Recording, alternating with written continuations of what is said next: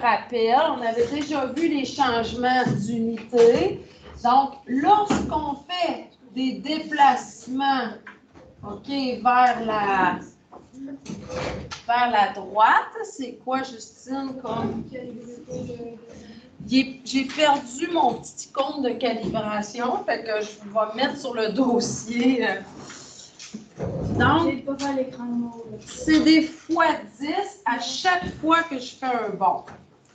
Tandis que, qu'est-ce qui se passe lorsque l'on recule? Finalement, que nos unités vont devenir de plus en plus des grandes surfaces, aussi des grandes longueurs. On divise, OK, pour réduire. On divise par 10. OK. Je vais perdu un petit peu.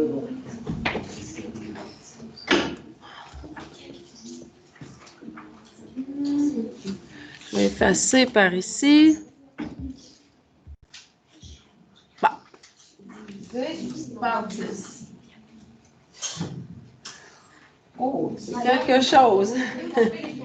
Très, très. Donc, vous m'expliquez, mademoiselle Pascal. Ah, vous avez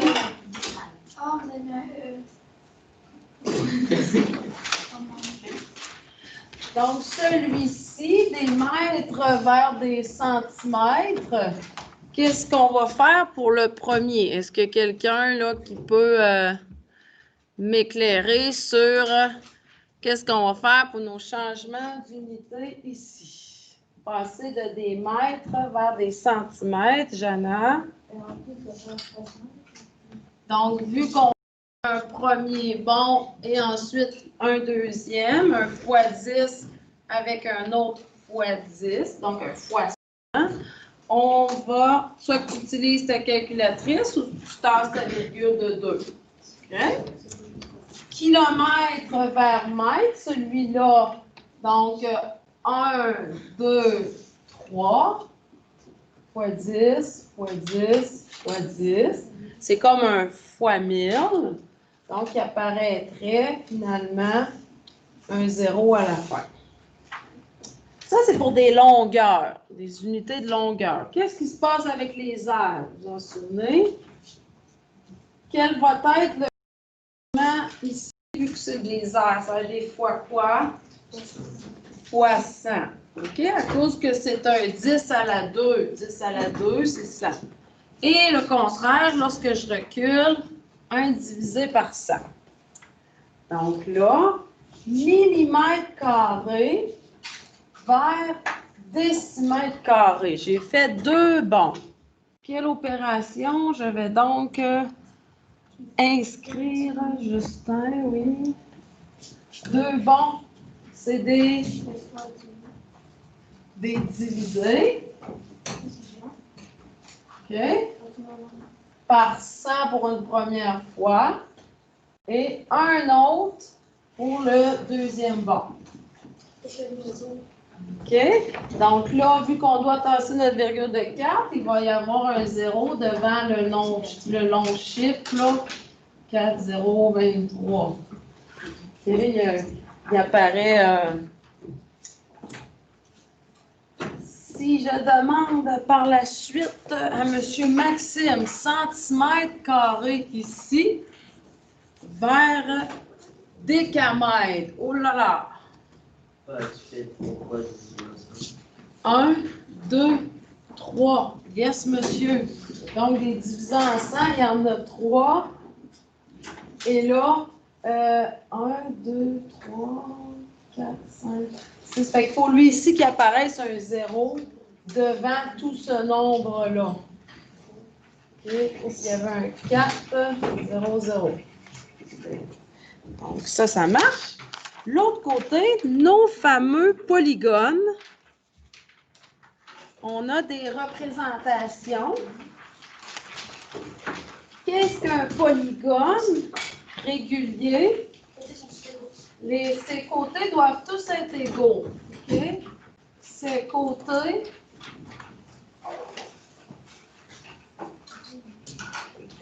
on pourrait dire sont ou isométrique. C'est comme si je le démontrais, mais ça serait mieux, effectivement. Merci, mesdames. Mais c'est pas c'était, il faut que je fasse. C'est vraiment le CES. Ou même que c'est ces côtés, je vais le mettre possessif. SES. Ces côtés. C'est pas. Moi, je voulais le démontrer, mais en plus, je disais comme un c'était.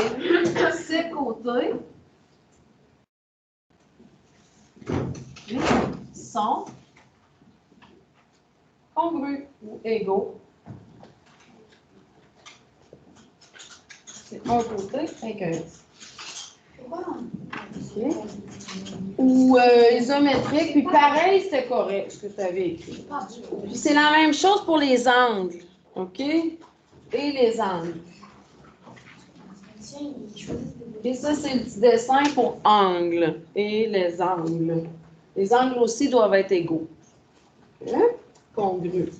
Fait que là, tu as le nom de toutes les sortes de polygones. Donc, triangle, carré. Donc, tu peux t'indiquer, là, comme ceci, que c'est vraiment le triangle, mais équilatéral. C'est juste celui-là dont ces trois côtés sont égaux. Le pentagone, ça en est un, mais il faut vraiment dire que c'est un pentagone régulier. Il existait le pentagone dans le temps, un magasin, là. Il était au centre d'achat, mais le pentagone était dessiné comme ça, plus, là. Il était, on dirait, il était un peu comme une tombe, justement. C'est fait. On l'a-tu encore? Oui, on l'a encore. Au centre d'achat? Il est dans le coin du camion. Ah, bon, ben, le dessin, c'est un pentagone écrasé. C'est une tombe. Fait que c'est pas un régulier. On ne peut pas prendre notre formule qu'on a découvert. On a découvert une tombe avec la formule. Octogone. Bon, ça, tu les connais quand même pas si mal. Octogone pour 8. Décagone. Dodécagone. Ils ont tous un gone au bout.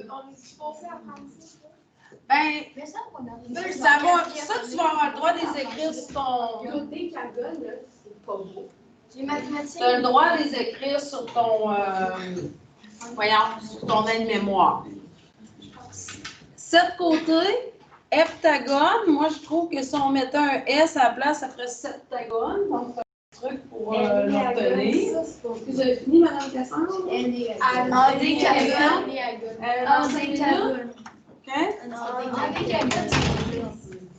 On prend des lettres au hasard, on les met là, puis on met un gun avec un gun.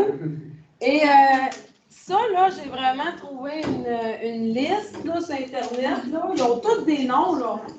34 côtés, c'est un triac, contact, caï, pentagone. Il y a le gun encore. 10 000 côtés. Myriagone. Ah, c'est pas sûr. 10 000 côtés, là, madame. 10 000 côtés, c'est rendu un cercle là, dans la classe, mettons. Là, ça s'appelle comment? 25 côtés, icosicaï, pentagone. Mais pourquoi sont plus longs? Fait qu'on se rendra pas là. On se rendra pas là, mais il y a possibilité d'avoir plusieurs noms. Donc, un mot très important dans notre formule d'air.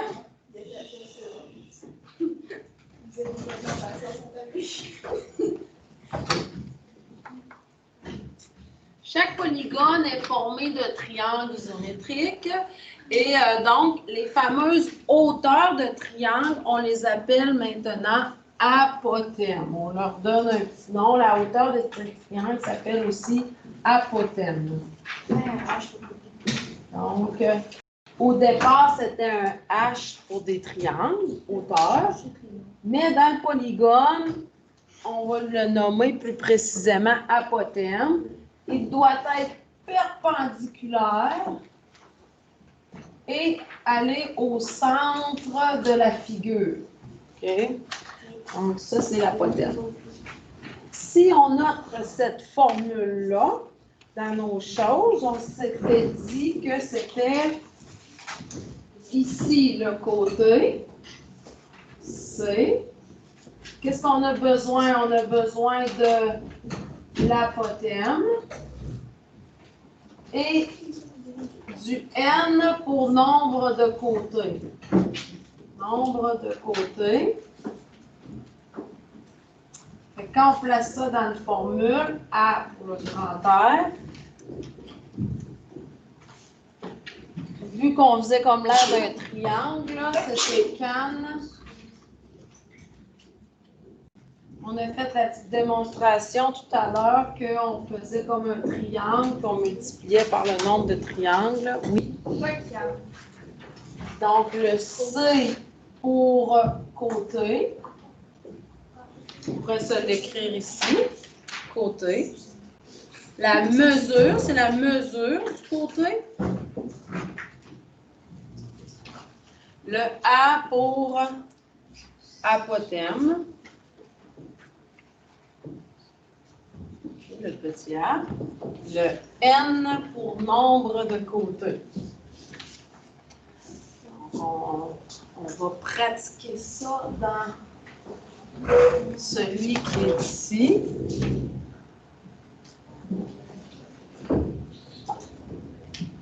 Donc, toujours écrire notre formule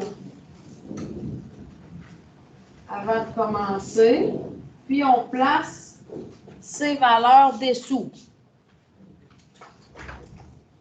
Quelle serait la mesure du côté ici de ce...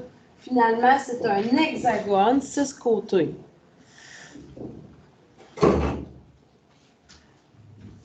Prévoir. Le 5 est ici. Merci, monsieur. Fois apotème, la fameuse hauteur d'un triangle. L'apotème est mis 2,38 fois N, nombre de côtés ou nombre de triangles. 6, c'était proche, Pascal. Sur 2. Et là, on peut vraiment directement la valeur. OK? De ce calcul-là, là, tu peux. Je ne l'ai même pas calculé. Donc, 5 fois 2,38. 5 fois 2,38. C'est quoi? 5. Ah, bon, c'est tellement décalibré que ma calculatrice ne veut pas écrire. 35,7. 35,7. Et c'est des centimètres carrés.